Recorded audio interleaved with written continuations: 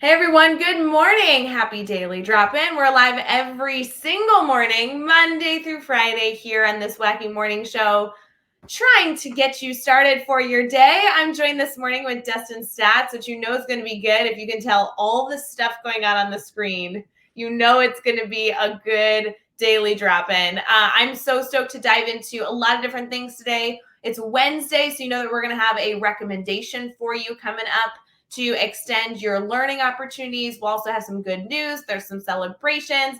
Dustin's got a lot for us. So we're going to get started here in just a bit. As a reminder, even if you're listening after the fact on Teach Better Talk podcast, we love to hear from you. So participate in the comments. Feel free to reach out as we go. And we'd love to get into your questions if anything comes up that you want to discuss. So we'll be right back. Loving the good morning comments already. And we'll see you in a second.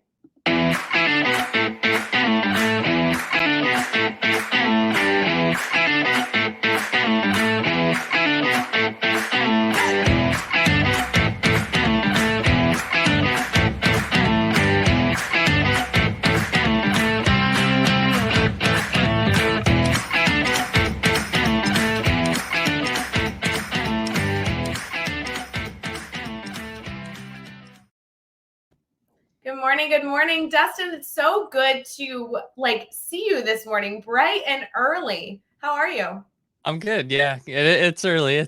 I'm on the West Coast, so it's a lot earlier, but it's good. I love waking up early, so that's okay for me. That's kind of our joke. We're like, oh, we're live at 7 a.m. Eastern, but I'm in Central Time Zone. You're in West. It's early, people. Good morning. Good morning. Thank you, Dustin, for getting up early to chat with us. That means it's 4 a.m. your time? Yeah. I mean, I tutor at 5:30 every morning. Well, just about every morning. So I'm up pretty early anyway. So we appreciate you extending that hour to spend with us. We really, really appreciate us. I know there's a lot of people that are just waking up right now, and it always makes you feel a little bit better for some strange reason when you hear that someone else is up earlier than you. You're like, okay, I can't be upset. It's 4 a.m. for Dustin. I get it. But right. We're thrilled that you're here. As we kind of wake up, good morning, everybody. We're thrilled you're here. If you have your cup of coffee, we want to cheers you. Good morning. We're awake for the day, ready to get started. Dustin has some water that he's starting his morning with. I love it. You guys know I'm Dustin. I don't know if you're a coffee drinker at all, but I am obsessed with my coffee maker. I just love that I get to start my morning celebrating my coffee maker. Yeah, I love coffee. It's too early for coffee for me. I don't know if that's such a thing, but I get you. We have a lot of people saying good morning. Great to see all of you. Happy Wednesday, September 1st. We made it through August, and there is a lot to celebrate. You know, Dustin, in case somebody here hasn't connected with you yet, doesn't really know the work that you do in education, how you're connected to the Teach Better team, would you just share a little bit of those kind of basics as we get started here for our morning?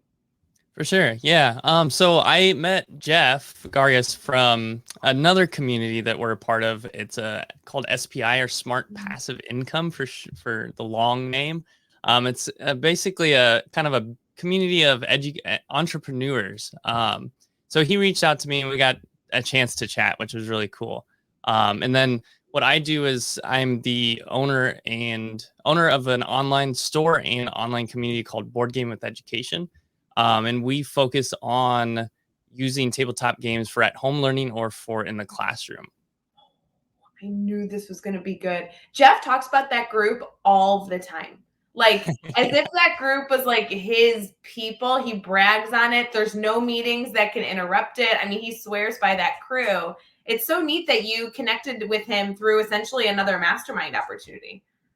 Yeah. And that's kind of what I guess what the community's grown into. It's a huge online community now, but they run masterminds through that community as well. So tell me a little bit about the use of board games. I love board games. I surround myself with people that are also very passionate about board games. You're now talking about the fact that you help people not only utilize board games at home, but also in school systems. That's got to be the coolest job ever. I don't know. You just introduce yourself hi, I have the best job on the planet. I don't understand. Yeah, no, I mean, it's awesome. It's a challenge though, too, because Not a lot of people are familiar with modern board games and what's out there. So that's part of our mission, is sharing the idea of modern board games with educators or parents, and sharing that there's more out there than just Monopoly or Shoots and Ladders or Clue. There's a lot of games. I mean, there's thousands of board games that come out a year now. So it's kind of overwhelming too. But we really like to find games that either are, like behind me, I have some that like Cytosis, Genotype, they have educational content built within the game, or we look at some games that are more just hobby games or games for entertainment that we can kind of cater towards learning. No, that's amazing. My background's in middle level education, and I ran not enrichment necessarily, but a group that was really made to support struggling learners. At the end of the day, we did like an hour twice a week, and one of the grants that funded it, we decided to utilize it to actually do that support, that enrichment, that reteaching through board games. So Oh, it was awesome. it was incredible to me how many games were out there. It was so easy to find games that allowed students to practice basic math and reading skills was our focus. And I had no idea that all these games exist. So I love Yeah. that your mission is not only to support but also to educate in this space. Yeah, and it's been really awesome because I know ever since I started teaching, I've used like games or gamification in my teaching. I didn't realize I didn't realize game-based learning and gamification were terms in teaching until maybe about 4 years ago, when I really started digging into how I can apply this better in my classroom. In the past, I was just kind of using it as a solution to engage my students, but then realized, okay, I can actually teach through games. Yeah. Like I can target learning outcomes through a specific game. Well, and Dustin, I know the term gamification is like so widespread. I mean, that is a term that's really up and coming. I hear it very frequently, but a lot of people don't necessarily know what it is, and they don't always know that it can be done like a cajillion different ways. It's like saying, Yeah, "Oh, I'm doing mastery learning." It's like great, but that has layers and layers and layers and layers in what your classroom might look like for that environment. So tell me a little bit, if gamification is a new term for me and I know nothing about that concept, can you like put it in simplest terms? Like, what is gamification if I was to like look it up and explore further? for sure. Yeah, and I would say like a couple things with that. One, if anyone's interested in exploring it further, the best resource for it is Yukai Chow, and it's called the Octalysis framework, where he essentially breaks down every single component of gamification into like 8 different frameworks. Um, and what I realized, having read that, and that a lot of schools and teachers and classrooms are already they're using gamification maybe without already knowing it. One example is like middle school I was at 3 years ago now, they use universities. So each like 8th grade classroom was a different university here in the Los Angeles area. So like USC, UCLA, Pepperdine. I don't remember the fourth one. I'm not from LA, so but that's gamification. It's kind of that application of the in-group, out-group. You're competing as a university through like fundraising or other like school culture events. So that's an example of gamification that maybe a lot of teachers and administrators are very familiar with, but they didn't realize maybe was also a type of gamification. Well, and that's kind of what I meant when I said that people don't understand how large it is, because that example, every educator listening in some regard can say, "Oh, I didn't realize that I may have already been doing gamification. That's something that we do all the time, or that I did, a few years ago as students." Whereas a lot of people look at gamification as like truly gamifying every element of your classroom. Students are Mhm. earning points. There's some sort of digital or physical board, and that is gamification too. I mean, Right. we're not like negating that space as well. It's just a very widespread, and I can only imagine with your team that you have bringing gaming into schools, it might look different even with what your recommendations look like in supporting teachers with that. Correct. Yeah. And that's for sure. I mean, that's something we've done, or I've done in my classroom when I've taught at a university in Taiwan. I gamified the entire semester. So we did a Sherlock themed semester, and they explored a mystery throughout the course of the semester. Um, but yeah, and then looking at gamification, and then something else maybe we could talk about is game-based learning, where that is targeting specific learning outcomes through play. That's not necessarily using it for classroom management or for culture, but actually through the learning process. I love that you separated out those two terms because, to be honest, I don't know that I knew they were different. So, would you mind expanding on that a bit? Yeah, so I guess let's see if I can think of a good example. Hmm. I usually have a good one, but I'm drawing a blank. It's very early in Maybe the morning, Dustin. I mean, yeah. seriously, come on. It's my fault. I should have let you have at least a few more sips of that water. Yeah, so I mean, I guess there's a couple games behind me, and those would be game-based learning. The only challenge with those is I'm thinking of cytosis specifically. You could technically play that game without having nothing about the human cell and not learning anything about it. You could technically play that way. You'll probably seep in some knowledge, um, but like adding on different activities as a part of playing the game helps with incorporating game-based learning, where the outcome is learning about the human cell through play, where gamification, I might reward students experience points by completing an assignment about the human cell. Oh, I totally understand the difference. That was really, really helpful because you're right that that play is in both, learning exists in both, but they are utilized in different ways. One is used as a motivation, as a reward, as a culture building experience, and one is the act of play is also the same as the act of learning. So that Right. is very, very cool, Dustin. I had no idea these were different terms, and I appreciate that you're bringing those little bits of information this morning because, I mean, holy cow, all of us are probably doing small elements in both categories, and can we do them better? And I'm sure the answer is yes. Right, right. And I mean, to be honest, it gets a little confusing sometimes because sometimes I'm doing something, I'm like, wait, is this gamification or is it game-based learning? And then sometimes it can just be both. I mean, there's some overlap too. Absolutely. And that's like everything in education. I like to think of education like the perfect classroom as a deli sandwich. You got to layer all this stuff on top of each other, these best practices, and then you get like a beautiful result, which is awesome. You Yeah. know, Justin, speaking of games, we're going to transition a little bit into our good news story, which is all about a little bit different of a game than we've discussed, but definitely a game nonetheless. So we'll be right back.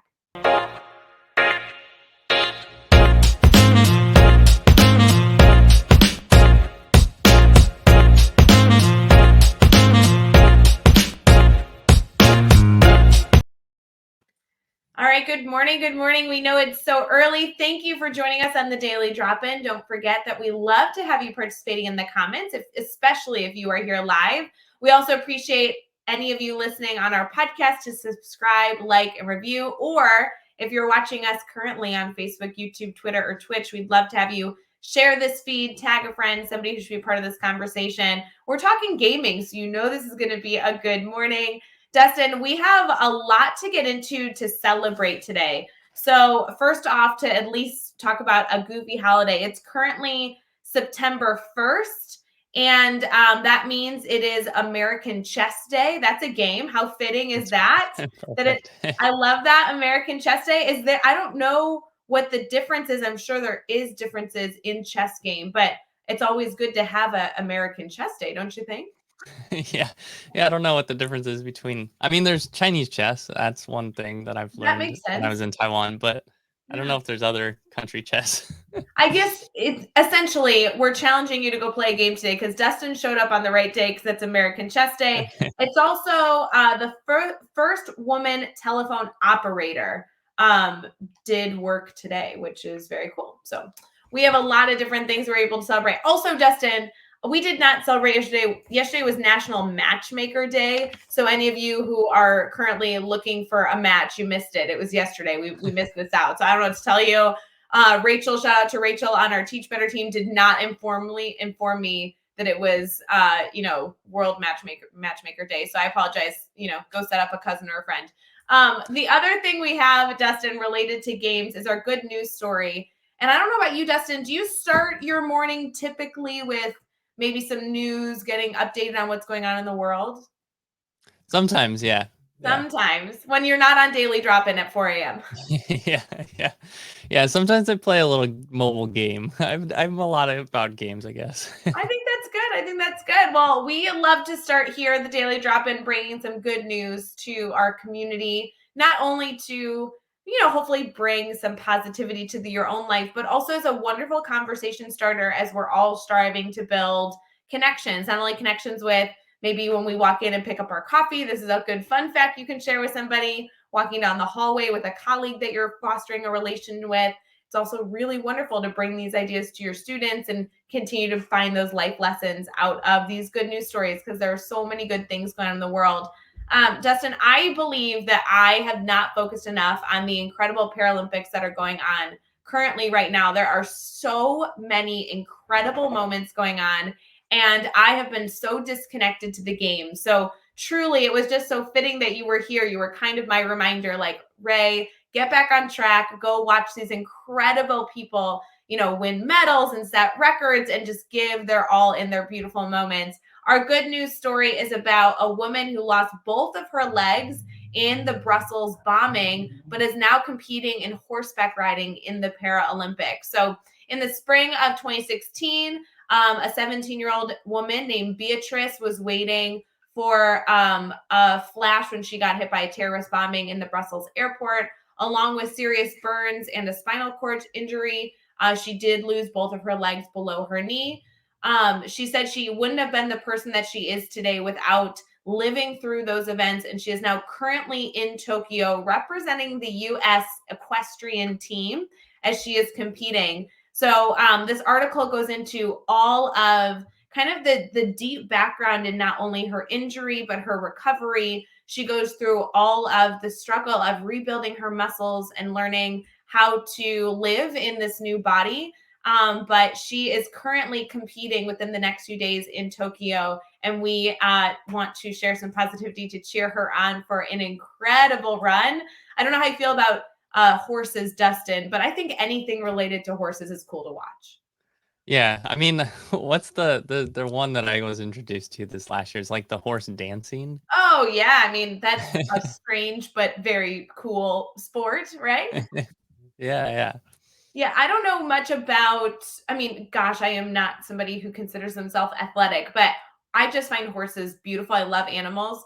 But have you ever ridden a horse before? Just once, and I was like 12, maybe. Okay. So I think I've ridden a horse as well. I think I was around the same age, and I'm not sure that I've ridden one since, but that is not easy to do, much less at an Olympic level. Like, holy cow, shout out to Beatrice that is representing the US team. That is so incredible.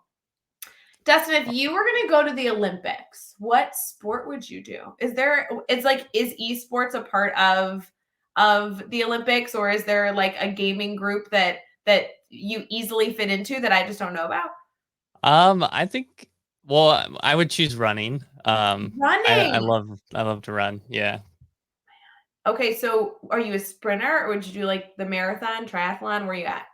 Long distance. My best race distance is the half marathon. I've ran a full marathon a couple times, but the half marathon is my best performance, I suppose. I can have the best time through a half marathon.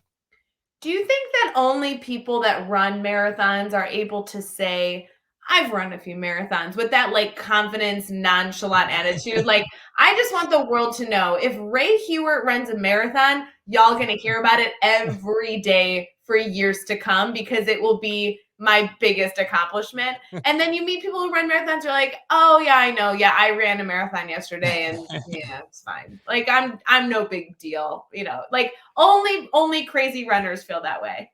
Yeah, I think so. Maybe. I have a goal to run a 100-mile race. That's something I want to do. I was supposed to do a 50-mile this year, but the pandemic pushed it to next year. So where are you going to do this 100 miles? Like, how does that work? Um, there's a few. There's one called the Western States that essentially was a horse race that they've turned into a foot race. So we were talking about horses. It was a horse race and back a while back, but now it goes across a couple of states. I can't remember which one, but Utah, maybe somewhere in Utah, Arizona area. Sure. Um, The 50-mile one was around the base of Mount Whitney that I had signed up for. Wow. So you have a lot of different hobbies. I mean, that's good, but running being one that obviously you're very passionate about. I can run around the block really well. That's about where I'm at. Like, especially if the dogs are pulling me, I do a mean block run. There you go. What kind of dogs? I have two mutts that I love. They kind of look like poodles. They're some sort of poodle mutt, both from Oh, cool. shelters. And one I got originally, very small little dog, and I was like, oh, I would love another. So I went to a shelter, and I was like, okay, I'm looking for something similar. Found one, picked up this cute little puppy, and I'm like, two beautiful matching little like dogs. This will be so great.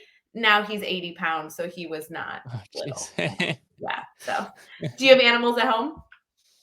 No, I want a dog, but I have to convince my wife to to allow that to happen. Well, I will tell you, if you're looking to convince your wife to have a dog, you can borrow one of mine. Harvey is definitely the one to borrow. If you're looking to convince your wife not to have a dog, you can borrow Alfred. He will be perfect. Both opposites. Yes, exactly. I do want to give a shout out. Speaking of our family and things like that, we have Andrea in our comments this morning. Andrea has two beautiful children, Dustin, but one of them had a birthday yesterday, and so we Oh, love to happy celebrate birthday. baby Luke, who is kind of the baby of the Teach Better team. Even though there's a lot of babies, in the Teach Better family. Baby Luke kind of has a special spot in all of our hearts. So it was just his big birthday yesterday. To shout out to baby Luke. Love it. You know, Dustin, we are going to transition here into a time in the Daily Drop-In where we truly not only encourage our audience to take questions, but we really dive deeper into educational topics and everything else that we want to really think through as educators to strive to be better every single day. So, Dustin, let's get ready for this, that deep dive, that deep discussion, and we'll be right back.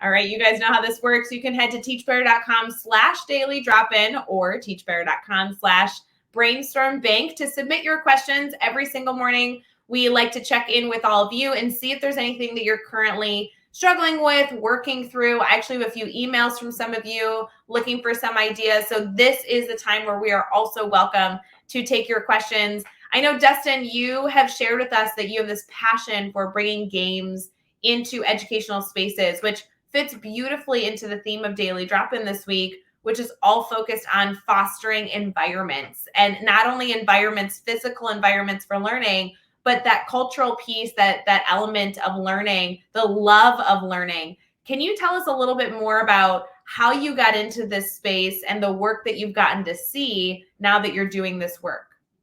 For sure. Maybe I can share a story this past semester that or was it this? I guess it was like last spring. So this will be my first year where I won't be with a school doing something full time. I'm going to be part of the running club this upcoming semester, but um, up until this year, I was in the classroom or doing something, an after school program. Last year, I was asked to help at a local high school to run some enrichment programs, and I was essentially hired to create spaces for students to build relationships remotely. And one opportunity or one class that I taught was board game design in the virtual world, which was really, really cool because other publishers, like multi-million dollar board game publishers, were struggling and doing the same thing of trying to figure out ways to promote their games and share their games online in a virtual environment. So my students were at the very same level as these multi-million dollar publishers. So it was really cool to kind of show them some things that these publishers are doing and then allow them to kind of take those ideas and run with them. But because it was part of an enrichment program and it was very voluntary, I wanted to make it as comfortable for them as possible. And I wasn't really encouraging them too much to turn on the camera. Of course, I wanted them to, but so I had an entire semester with students with their cameras off. And at the very end of the class, one student, he turned on his camera and he's like, "Oh, I just wanted to show you who I am and say hi and thank you for the semester."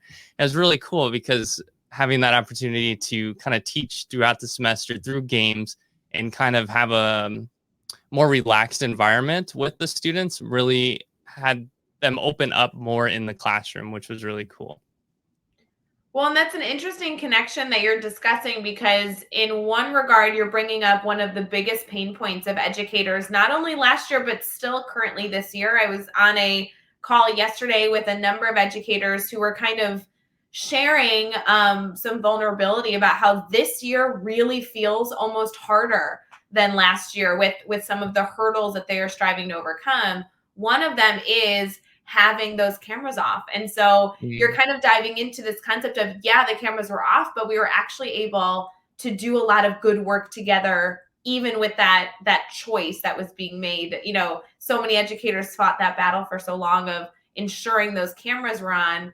And there's an element of, you know, really understanding that there can still be so much good that comes from that choice. And I love that you get to have that teacher moment where a student turns on their camera and it's like, oh, this is like a gift to me right now. I get to put like a face to a name, right? Right. Yeah, it was super cool. And so with the work that you were able to do with them, what do you feel like was the biggest takeaway that they took from being a part of this experience?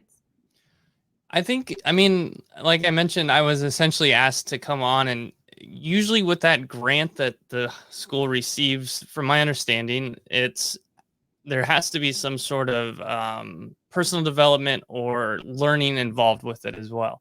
But because of the need for relationships and to build relationships among peers, there was less restrictions on the grant. And I was asked to teach a class through tabletop games. The title of the class was Among Us. I know a lot of teachers are probably familiar with that. Among Us, Human Behavior in Games. So I used Among Us as kind of a marketing ploy because a lot of students really liked Among Us, but then introduced some other tabletop games. But it was just awesome to see students that had never known each other before, and they were in this classroom remotely, and they got to know each other. And I jumped into some like what I already forgot, breakout rooms to kind of just listen in about when they're playing. You can see relationships form and friendships form throughout the semester, which was really cool. You know, Dustin, I'm going to ask the really dumb question that maybe only a few of our network members are thinking, but Among Us is something that I feel like everyone's heard of. But if I'm an educator and I'm like, yeah, I've heard of it, but I don't know what it is, to be honest, Dustin. Like, I've heard of it, people talk about it, but I never explored it. Can you give me like what's the driver for this? Why did all the students talk about how much they loved Among Us? Yeah, I'm not sure how it gained in popularity because I believe it came out a while ago, at least a few years ago. Yeah. Probably because of the pandemic, and you can play it remotely. But it has it's a type of game that's called social deduction, and that's came out with Mafia, and Mafia was created by a psychology teacher. So that's why Among Us has some of these different elements of psychology that I used for the classroom. And essentially, you have people that are imposters that are trying to sabotage the spaceship, and then others that are trying to get the spaceship home safely. And you don't know who the imposters are, and you have to kind of figure it out through deduction. And you do that through asking questions, seeing how students or how players respond to different questions. And that's some things we kind of discussed through the psychology of the game too. No, very interesting. I appreciate that because I know a lot of educators were hearing about it, but weren't necessarily provided the time to really explore it. So it's good to just have that reminder. So Dustin, with the work that you do, I know that you're saying, okay, I'm not exclusively with one classroom right now. Now I get to serve all these different classrooms, which, holy cow, what an incredible opportunity that you have to not be siloed and only being able to support a certain group of students and a certain group of teachers during the majority of your time, but truly have the autonomy to go out and support everyone, not only in the Teach Better family, but even those educators that we haven't yet connected with. How are you connecting with people? Or if a teacher listening right now is listening, they're like, whoa, Dustin, teach me more. Like, what is the process you go through with educators to support them? For sure. Well, one thing we introduced this past spring too is called a board game crate, and that's kind of where I would start with any educator or anyone looking for games for learning or just games for fun is kind of what is your objective with using games in your classroom or at your school or in your program? Because it's not the same for every teacher. And then also another challenge is the number of students and as well as time that you're allowed to use maybe for games. I am a big advocate of using some time in your classroom to play some games because we talk about, I mean, the theme for the week is creating safe and enriching environments for our students, and games are really excellent at doing that. But just kind of going through that process of how many students are using this specifically for learning.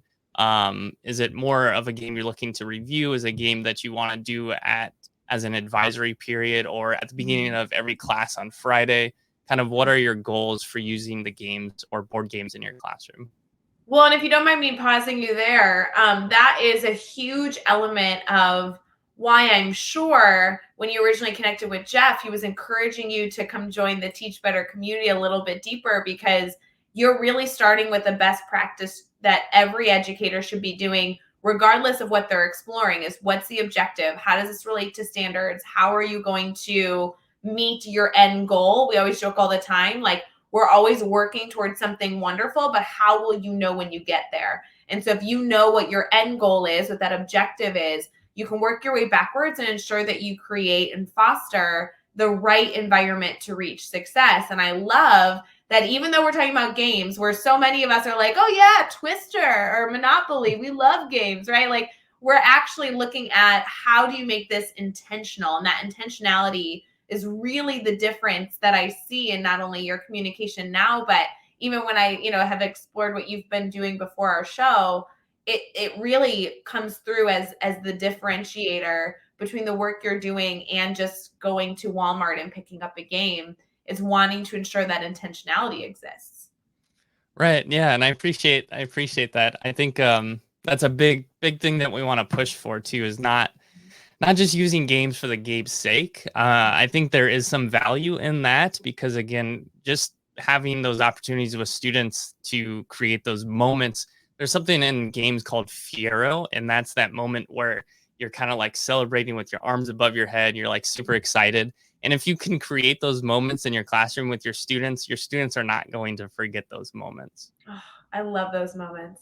So as you're looking through kind of like what an educator's objective might be, I just want to, if you don't mind, like role play this a little bit with me. So I'm a teacher. I'm listening to this daily drop-in and I'm like, holy cow, Dustin's my new best friend. I'm going to bring gaming into my classroom as soon as next week. What am I teaching next week? And as a former middle school math teacher, I'm going to say, okay, it's beginning of September. My students would typically in the 6th grade math classroom be getting into like decimals. That was like a big unit that we would do about September, right? Maybe it's a little early right now for that, but let's just pretend we're heading that way. My objective, let's say, is to have students practice adding and subtracting decimals. Now that I have my objective, where do I go from there? Right. So decimals are tough. I don't know if I have a game for decimal. I do have one for integers. Well, let's start there then. Integers are really common right now.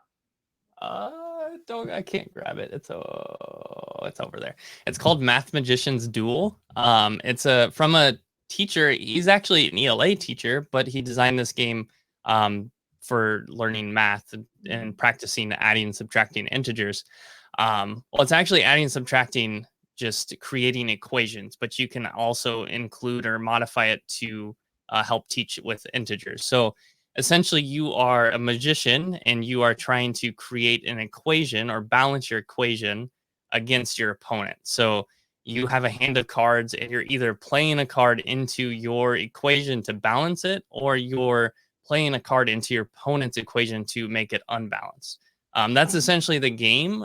There are some other fun like cards that you can do with your like powers and stuff, but well, and Dustin, I'm hearing two different things, because when I am saying, oh, I'm going to go over integers, now you found me a game where I can introduce this to students and have them actually learn through the act of play, which is a huge proponent of us defining those two different terms earlier this morning. That's wonderful that I can bring that into my classroom and say, let's practice integers. And we could have a full day, a full chunk of time in our learning where students are going back and forth with their friends and practicing integers, but they're having fun with it. They're engaged with the material. That is so, so cool. And on the flip side, if I can't find a game that maybe relates perfectly to decimals, that's where I can bring in that other element of gaming where I can say, okay, the game itself won't be to necessarily learn decimals, but I can use the culture of gaming to have students compete in some way to learn the material. So, both examples are kind of touching on those two different terms that we discussed earlier. For sure. Yeah. And I would say, I mean, there's probably a game out there for decimals.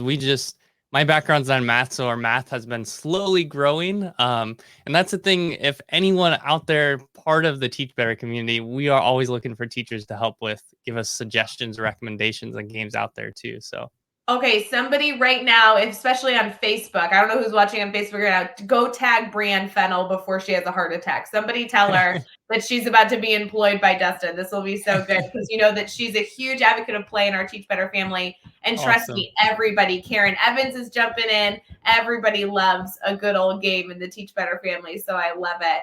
So Dustin, as I go through this, do I reach out to you to find a game? How does this work if I'm saying, yeah, I'm in, but where do I start? How do you usually recommend teachers once they have that objective?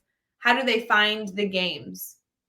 Yeah, I mean, you can go to our website, boardgamewitheducation.com. Definitely, you can email me. The email games at boardgamewitheducation, that goes to me, as well as Roger, who is someone who's helped a lot this past year. He is a retired science teacher, and he's developed a lot of our science-based resources.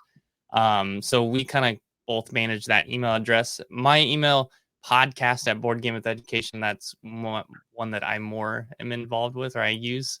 And then we have a phone number at our website too. So I want to get into asking about the podcast email because I believe that that's going to lead into another element of work that you are passionate about. But really quick, I just want to ask the elephant in the room question that every educator I know has asked me when I've brought games into my room, and I'm sure are thinking right now, Dustin, I would love to bring in games to my classroom.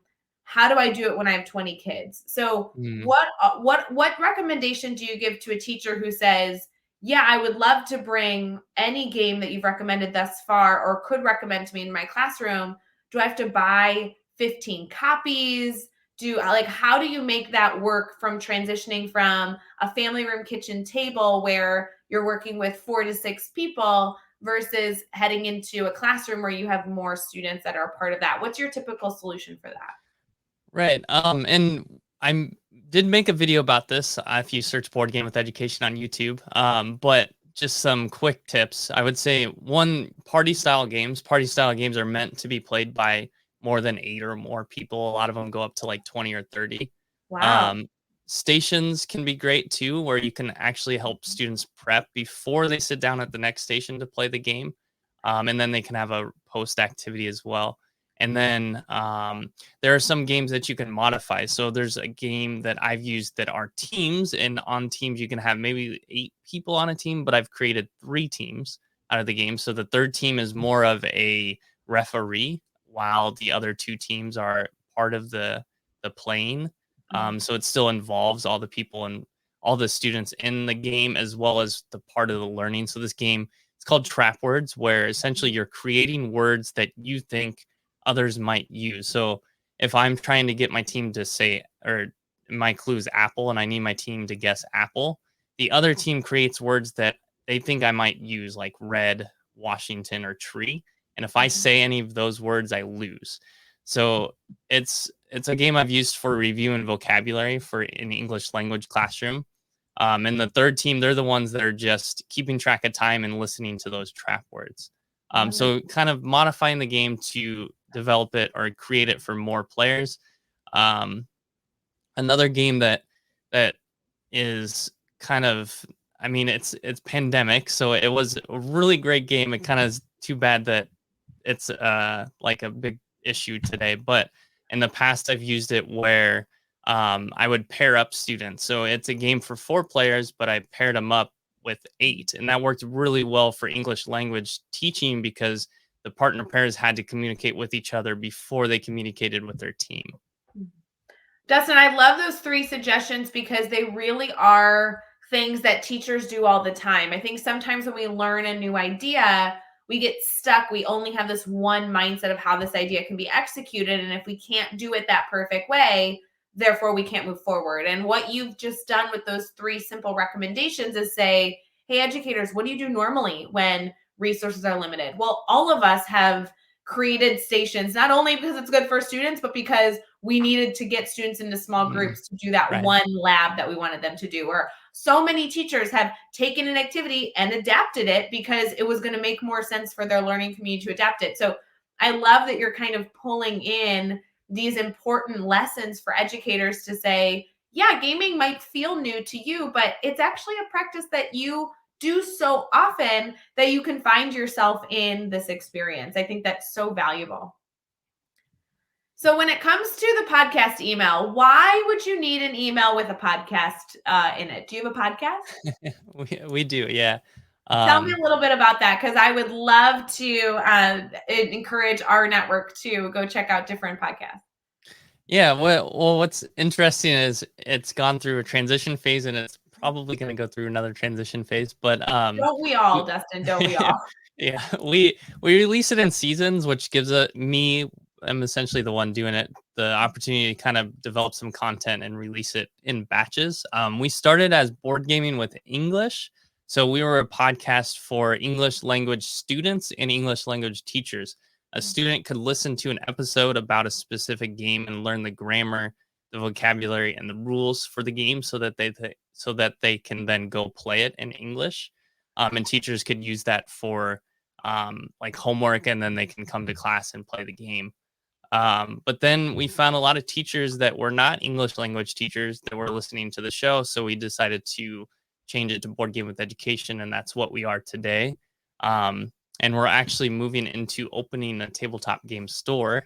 So that's something we'll be doing early next year. And the podcast might change with that. I'm not sure. We're still kind of deciding what to do with the podcast. Well, and that makes sense. I mean, you want to make sure that the content that you're sharing with teachers is not only relevant but as valuable as possible. So, kind of going through those phases of making sure that the content continues that way is so natural, important, essential for the community that you're serving. I do think that there's a funny element of, your podcast in batches because now you're really relating to like, are you doing it like television where every week there's a new episode, or is it like Netflix where you just get to sit and binge? And to be Right. honest, and I know we're talking on a podcast right now that releases a new episode every day, so I so apologize to everybody who is offended by this, but I prefer it to be released in batches because I like to binge my content. Like, I don't necessarily like waiting 24 hours or waiting a week or 2 months to hear the next piece. I love Netflix style of turning on the episodes and having them play all day, Right. Yeah, it's tough, like from a editorial standpoint, like what works best. And I guess you just kind of lean into your community and see how they respond. Well, and that is like the best recommendation of all because you want to make sure that you're doing what's best for not only our students but for the audience that you're aiming to serve. So you're spot on with that. But I love that our group is going to be able to not only hopefully have subscribed, rated, and reviewed the Daily Drop-In, which obviously is Teach Better Talk podcast over on wherever you listen to podcasts. But now, Dustin, they can go and follow your podcast. They can subscribe. They can rate and review. And now they have another content piece that they can binge, right? That when there isn't other episodes or when you're looking for some real deep dive into content, you are releasing in batches and people can just go and consume and consume and consume. I love that. Yeah. Dustin, every Wednesday we get into some recommendations that we have for our community to continue to foster deeper thinking into their learning. So we're going to get into a few recommendations we love and we'll be right back.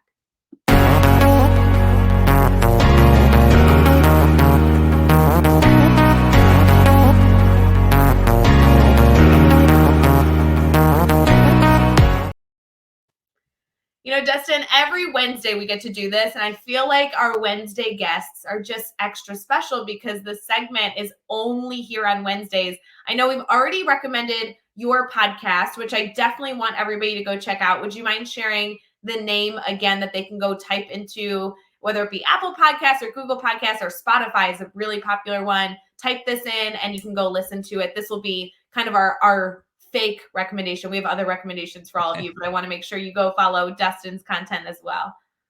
Yeah, and it's Board Gaming with Education, and potentially if you search like YouTube, BGE's Tabletop, that's the name of our tabletop game store when we open. So love it. If you have any problems finding that, guys, please feel free to reach out to me or Dustin. Dustin will be sharing his contact information, not only obviously so you can connect with him, but later in the show to make sure that you can connect with everything he's doing, the team that he has behind him making all this magic happen. So if you have any problems, don't give up. Just reach out to us and we will get you the link and the information so you can connect with that.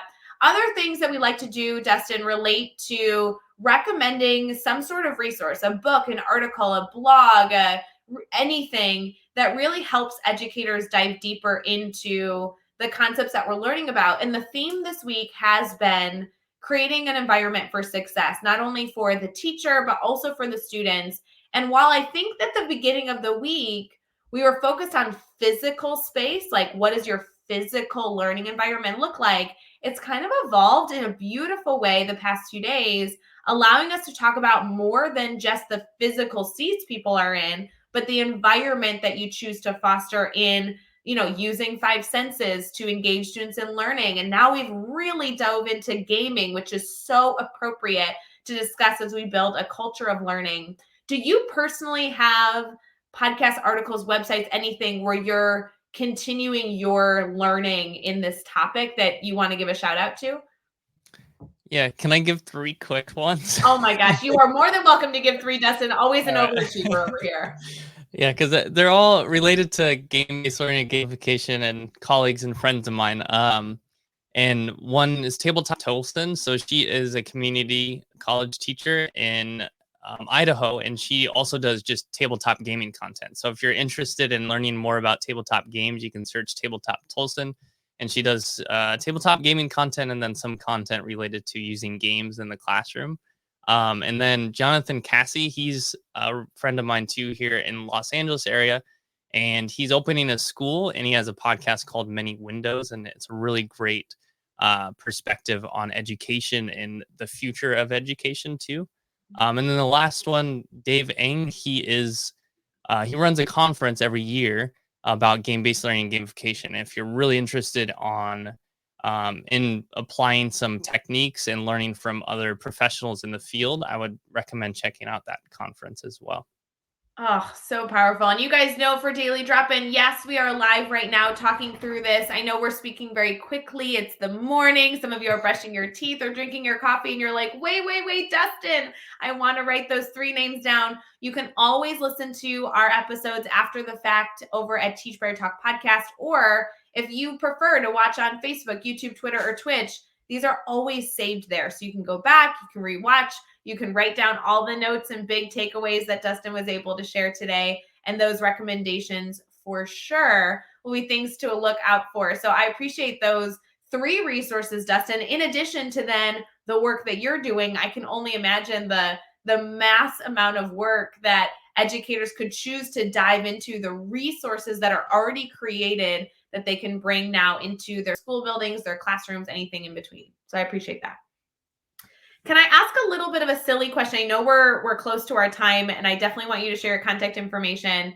But we do have audience members in the Teach Better family who are not classroom teachers. They are not physically in the classroom, and we have focused a lot, maybe to a fault, but a lot on classroom teachers bringing this to their students, whether they're at a kindergarten level or a high school level, if they teach science or math or PE or facts, like they're, really what can they do for their students?